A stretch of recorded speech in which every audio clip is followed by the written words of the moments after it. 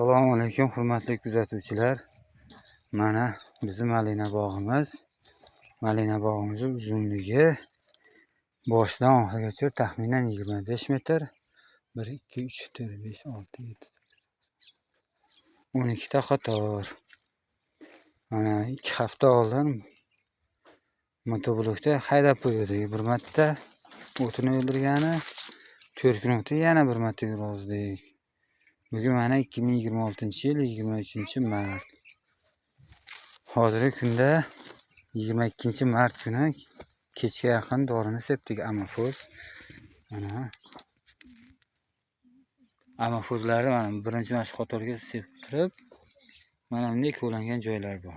Sepdim, sepilgandan keyin turpoqlardan olib turib, mana lapatga olib turib, ustiga sepib yubordim. Nima amafuzni yopish uchun. Bir qator o'shanaqa qilgandan keyin mana yonlariga bir tomoniga sepib chiqdim. Endi hozir mana chiqib qolgan o'tlarni nimada tozalab chiqamiz.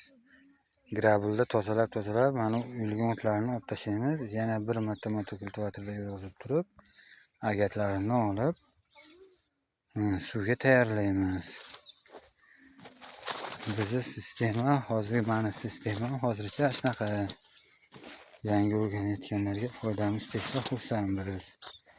Videomiz davomida kamchilik xatolari bo'lsa yozib o'tasizlar. Kamchiliklari haqida bir bosh qatirib bartaraf etamiz. Mana bu avkalimizning bosh tomoni. Mana o'sha yerda ichidan chiqqan o'tlar, bularni etikda olib yo'qotib yuboramiz.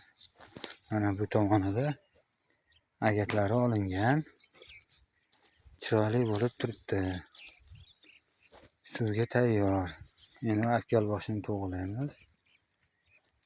Shu bilan bitta suv ochamiz, mana o'tlarni yo'qotib yuboramiz. Videomiz yoqqan bo'lsa,